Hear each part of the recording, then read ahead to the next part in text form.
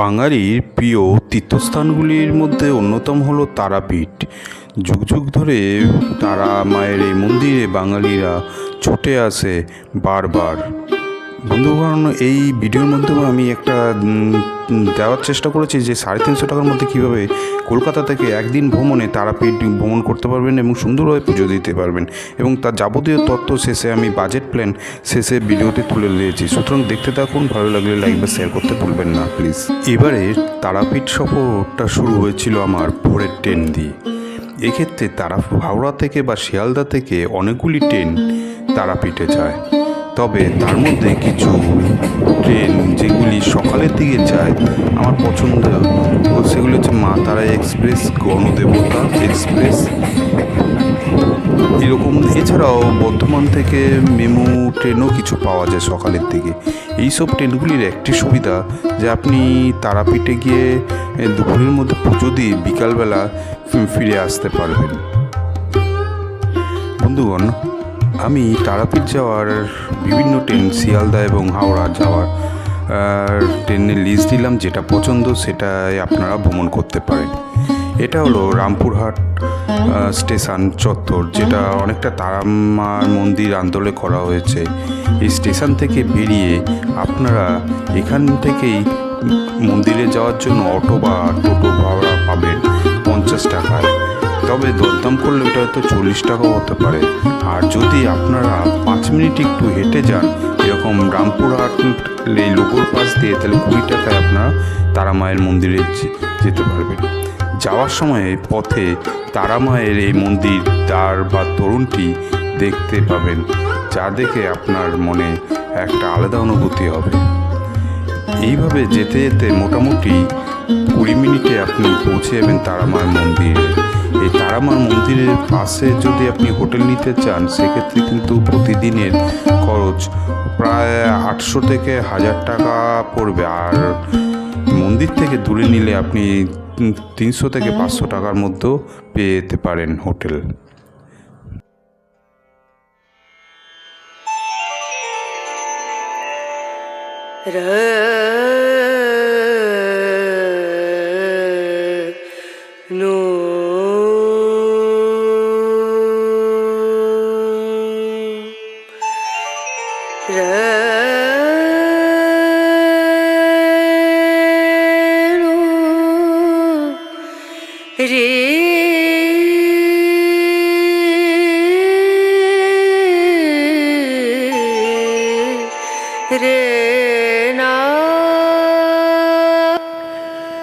আপনি যদি পুজো দেন তো ভেতর থেকে মাকে দর্শন করবেন, নতুবা আপনি পাশের নাট মন্দির থেকে আপনি কিন্তু মাকে দর্শন করতে পারবেন।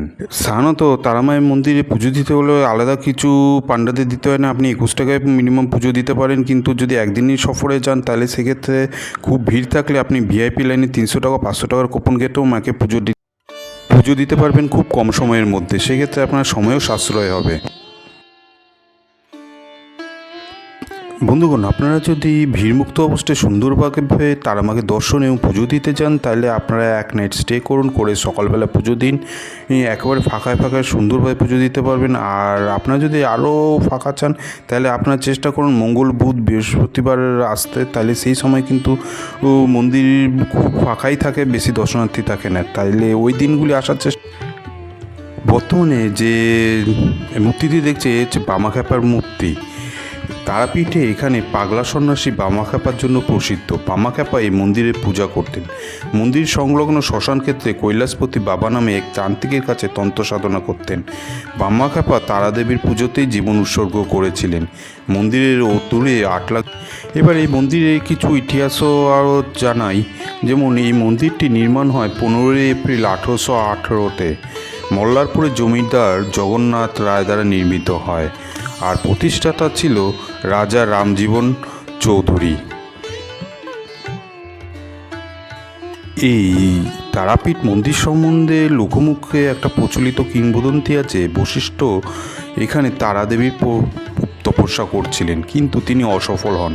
তখন তিনি তিব্বতে গিয়ে বিষ্ণুর অবতার বুদ্ধের সাথে সাক্ষাৎ করেন। বুদ্ধ তাকে বাম মার্গে মধ্য মাংসাদি পঞ্চমাকারের সহ তারাদেবীর পুজো করতে বলেন। এই সময় বুদ্ধ ধ্যানযোগে জানতে পারে মন্দিরে তারামূর্তি প্রতিষ্ঠা করে পূজা করার আদর্শ স্থান হলো তারাপীঠ। বুদ্ধের উপদেশক্রমে বশিষ্ঠ তারাপীঠে এসে 3 লক্ষবার তারা মন্ত্র জপ করেন। তারা দেবী পিতেয় হয়ে বশিষ্ঠের সম্মুখে উপস্থিত হন। বশিষ্ঠ দেবীকে অনুরোধ করে বুদ্ধ যে শিশু শিবকে স্তন্যপানরত অবস্থায় তারা দেবীকে ধ্যানে দেখেছিলেন, দেবী যেন সেই রূপেই তাকে দর্শন দেয়। দেবী সেই রূপে বশিষ্ঠকে দর্শন দেয়। এই রূপটি প্রস্তুত হয়। সেই থেকে তারাপীঠ মন্দিরে শিশু শিবকে স্তন্যপানরত অবস্থায় দেবী মূর্তির তারা মা রূপে পূজা করা হচ্ছে। দর্শক বন্ধুরা, আপনারা অনেকেই হয়তো জানেন, অনেকে জানেন না যে তারাপীঠ হচ্ছে তন্ত্র সাধনার ক্ষেত্র। এখানে কিন্তু তন্ত্র সাধনার জন্য খুব বিখ্যাত। জীবনে অনেক বাধা বিঘ্ন এবং মঙ্গল কার্যের জন্য অনেকেই এখানে তন্ত্র সাধনা যাগ যজ্ঞাদি করে থাকেন। এই সেই জায়গা মন্দিরের পাশে যেখানে এই যাগ যজ্ঞাদি তন্ত্র সাধন। বন্ধুগণ, আপনারা যদি কখনো তারাপীঠে যান, এখানে অনেক রহস্যময়ী মাতা বা সাধু সন্ত দর্শন মিলতে পারে। যেমন এই দেখতে পাচ্ছেন রহস্যময়ী, এদের কিন্তু সম্বন্ধে জীবন ধারণ, এদের সম্বন্ধে আপনি বিশেষ কিছু জানতে পারবেন। এরা নির্দিষ্ট সময়ে এই মন্দিরে দেখা যায়। আরেকটা জিনিস যেটা খুব কম দেখা যায়, সেটা ইউটিউব ভিডিও আমি দেখানোর চেষ্টা করছি, এটা হচ্ছে তারা মায়ের নিজস্ব গোশালা। এই দেখুন, গোশালা থেকেই কিন্তু যে দুধ পাওয়া যায় সেই থেকে তারা মায়ের পুজো করা হয়। এবার আমরা চলে যাচ্ছি তারা মায়ের পাশেই যে মহাশ্মশান আছে, যেখানে সাধক বামাখ্যাপা সাধন করতো, তন্ত্র সাধনা করতো বা ধ্যান করতো, সেই জায়গাটা। এটা হচ্ছে বামাখ্যাপার এখানে সমাধিস্থল। মায়ের চরণ পাদনো রাখা আছে এই স্থানে। কিন্তু এখানে যেটা পুজোর বিষয় যে এই মহাশ্মশানটা আর সেই মহাশ্মশানে নেই। এটা বর্তমানে সে তার অস্তিত্বকে হারাচ্ছে দিনে দিনেই। এখানে বিপুল সমাগমের জন্য আর কিছুটা অসাধু ব্যবসায়ীদের কারণে এখানে সেই জৌলুস নষ্ট হচ্ছে। তারাপীঠ মন্দিরে গেলে বন্ধুগণ যেটা না দেখলেই নয়, সেটা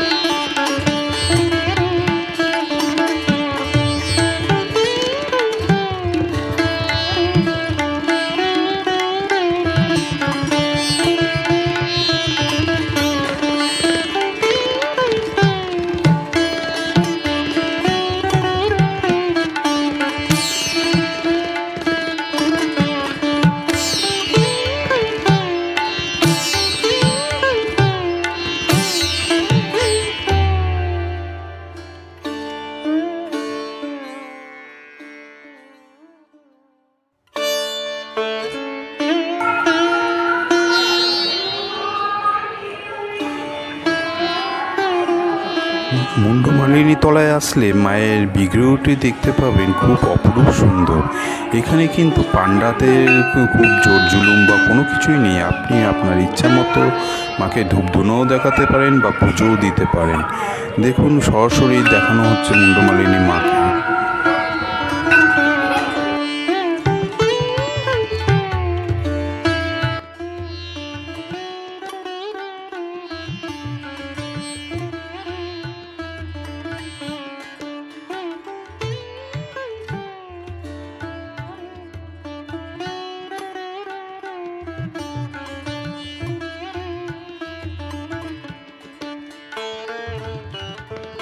এই মুন্ডমালিনী কালী মন্দির থেকে ফেরার পথে আপনি আরেকটা জায়গা আপনাদের বলবো অবশ্যই ভ্রমণ করবেন। সেটা ভারত সেবাশ্রম নির্মিত গুপ্ত বৃন্দাবন। এটা কিন্তু খুবই সুন্দর এবং আপনি আশা করি আপনাদের সকলে অবশ্যই ভালো লাগবে। পারলে এখানে প্রবেশের কোনো পয়সা নেই, কিছু নেই, কোনো সমস্যা নেই। আপনারা গিয়ে দেখে আসুন, দর্শন। বাইরে দেখতে এই বৃন্দাবনের রং কারুকার্য, এই মন্দিরটা যত সুন্দর, ভেতরটা কিন্তু তার থেকেও বেশি আকর্ষণীয়। বন্ধুগণ, এই আমরা ভেতরে প্রবেশ করেছি। দেখতে পাচ্ছেন রাধারানীর রাসলীলাকে দেখানোর চেষ্টা করা হয়েছে। এছাড়াও দেওয়ালে বিভিন্ন ঘটনাগুলি কে তুলে ধরা হয়েছে। সব কিছুই রাধাকৃষ্ণের উপর, জীবনের উপর নির্ভর করে এই জিনিসটা দেখানো হচ্ছে।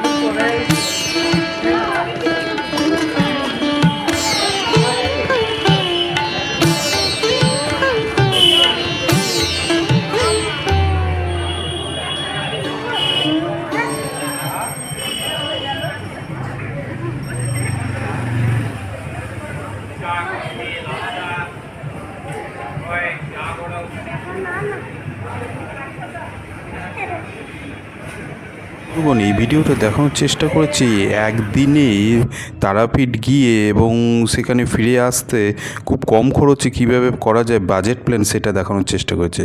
ভিডিওটা যদি ভালো লাগে লাইক বা শেয়ার করতে ভুলবেন না, এবং কমেন্ট করে জানান কেমন লাগলো এবং কোথায় ভুল কুটিতে আছে সেটা জানালে খুব খুশি হব। ধন্যবাদ। তারা মায়ের কৃপায় আপনাদের সকলে ভালো হোক, মঙ্গল হোক।